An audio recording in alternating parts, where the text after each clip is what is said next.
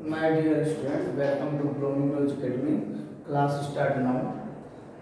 आज इस वीडियो में जो हम लोग पढ़ेंगे वह चैप्टर 70 वाच में जो चैप्टर 17 है वह वाच है और वाच का हम लोग पहला लेक्चर पढ़ेंगे। अब वाच के बारे में जानेंगे कि वाच किसे कहते हैं। तो वाच का मतलब होता है कहने या बोलने का विषय। अब बोलने का विषय क्या है तो क्रिया का जो विषय है, ठीक है। यानी जो वाच्य है वो क्या है तो वाच्य क्रिया का ही भाग है। जैसे काल आप पढ़ रहे थे, क्रिया का ही एक भाग है, उसी तरह वाच्य भी क्या है क्रिया का ही एक भाग है। और वाच्य का मतलब होता है कहने या बोलने का विषय। यानी कहने का मतलब है क्रिया का जो विषय है वह किसके विषय में कहता है, वो तो या कर्ता के बारे में कह रहा है या कर्म के बारे में या भाव के बारे में। यानी जो क्रिया का विषय होता है, यानी जो क्रिया का कहने या बोलने का जो विषय है वह क्या है, कर्ता है कि कर्म है कि या क्या है भाव है। समझे? यानी वाच्य किसे कहते हैं, यानी जो क्रिया का जो विषय है, बोलने का जो विषय है वह कर्ता है कि कर्म है कि भाव है, वही हमारा क्या कहलाता है, वाच्य कहलाता है। यानी आप ऐसे भी कह सकते हैं, जैसे देखिए कह रहा है कि जैसे उदाहरण देखा जाए, यहाँ उदाहरण देखा जाए, पहला माँ खाना परोस रही है। माँ खाना परोस रही है, तो यहाँ हमारा कौन खाना परोस रहा है, माँ। तो यहाँ क्या है, यहाँ जो प्रधान क्रिया का जो प्रधान विषय वो क्या है, कर्ता है। यही हम कह दे दूसरा, माँ के द्वारा खाना परोसा जा रहा है, तो यह हमारा क्या हो गया, अब किसके द्वारा परोसा जा रहा है, तो माँ के द्वारा। तो यहाँ जो हो जाएगा वहाँ हमारा क्या हो जाएगा, कर्म हो जाएगा, ठीक है। यानी माँ के द्वारा खाना परोसा जा रहा है। अब यही हम कह रहे हैं तीसरा, ठीक है। यहाँ देखा जाए, यदि हम यही कह रहे हैं कि माँ से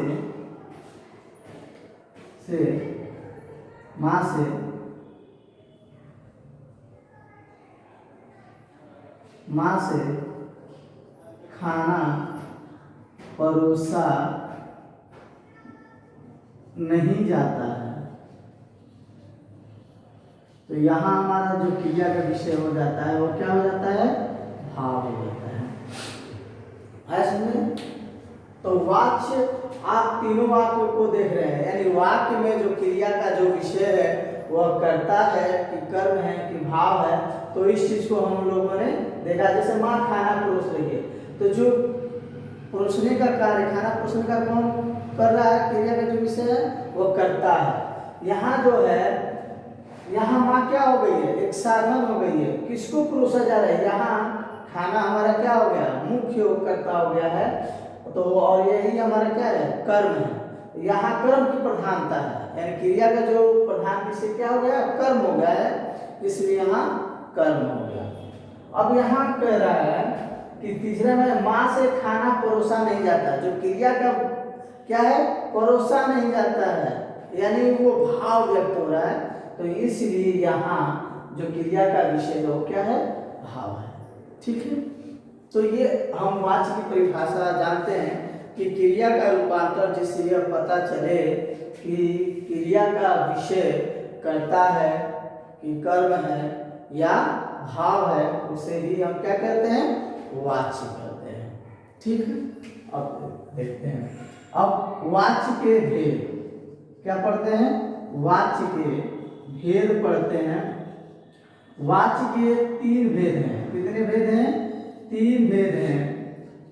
पहला है कर्तरीवाच्य, कर्तरीवाच्य, दूसरा है कर्मवाच्य, और यहाँ हमारा जो तीसरा है वो है हमारा भाववाच्य। ठीक, क्या देखते हैं कि वाच्य के कितने भेद होते हैं? 3 भेद होते हैं, कर्तरीवाच्य, कर्मवाच्य और भाववाच्य। यह 3 उदाहरणों से देख सकते हैं कि जहाँ क्रिया की प्रधानता, क्रिया का जो विषय है, जो प्रधान विषय है, यदि कर्ता है तो वहाँ क्या होगा? कर्तरीवाच्य। यानी क्रिया जिसके बारे में करें, कर्ता के बारे में करे तो वह कर्ता होगा, कर्म के बारे में कहेगी तो कर्म होगा। यदि भाव के विषय में बता रहा है क्रिया तो वहाँ हमारा भाव होगा। ठीक है, इसमें देखते हैं जो क्रिया होती है, कर्तरीवाच्य में जो क्रिया होती है, ध्यान देना है, वो क्रिया क्या होती है? सकर्मक भी होती है और क्या होती है? अकर्मक। यानी क्रिया हमारा कर्तरीवाच्य में सकर्मक भी होती है और अकर्मक होती है। ठीक, कर्मवाच्य में जो क्रिया होती है वह क्या होती है? सकर्मक। क्या होती है? सकर्मक। भाववाच्य में जो क्रिया होती है वह केवल क्या होती है? अकर्मक होती है। क्या होती है? अकर्मक। आप ध्यान देंगे कि जो कर्तरीवाच्य है उसमें सकर्मक क्रिया भी और अकर्मक क्रिया भी होती है। ठीक, ध्यान देना है कि जो कर्मवाच्य होता है वह केवल सकर्मक क्रिया से ही बनता है, और भाववाच्य है तो वहाँ कर्मक है तो जाहिर सी बात है वह अकर्मक क्रिया से ही बनेगी। ठीक, लेकिन कर्तरीवाच्य में सकर्मक क्रिया और अकर्मक क्रिया दोनों होती हैं। तो देखा जाए कि सकर्मक क्रिया, मैंने चीज बता दी यहाँ से कि कंफ्यूज ना हो कि सकर्मक क्रिया और अकर्मक क्रिया है। आपको क्रिया में बताया भी गया था कि जिस क्रिया के साथ कोई कर्म न हो वह स्वतंत्र रूप में प्रयोग हो तो वह अकर्मक है, और जो क्रिया के साथ कोई कर्म की आवश्यकता हो, बिना कर्म के वह क्रिया नहीं पूर्ण होती है तो वहाँ क्या होती है? सकर्मक क्रिया होती है। ठीक है, यानी क्रिया के साथ कर्म हो सकर्मक, कर्म न हो अकर्मक। तो वही चीज यहाँ हमको जानना है, यानी कि जहाँ कुछ क्रियाएं सकर्मक होती हैं, जैसे लिखना है तो लिखना क्या है हमारा? सकर्मक। लिखने का मतलब कुछ न कुछ लिखा जा रहा है। पढ़ना है तो आप किताब पढ़े हैं, कॉपी कुछ न कुछ पढ़ रहे हैं, इसलिए हमारा क्या है? लिखना, पढ़ना। ये हमारा खाना, ये जो क्रियाएं हैं वो सकर्मक है। जैसे बैठना, हंसना, रोना, सोना, ये हमारे जो क्रियाएं हैं वो अकर्मक है। आज समझे? तो देखते हैं कर्तरीवाच्य, देखते हैं कि क्या है। जब वाक्य में क्रिया का प्रधान विषय कर्ता हो और कर्ता के लिंग, वचन और कारक के अनुसार क्रिया के लिंग, वचन, कारक हो तो वहाँ हमारा क्या होता है? कर्तरीवाच्य होता है। उदाहरण देखा जाए, जैसे एक उदाहरण देखा जाए,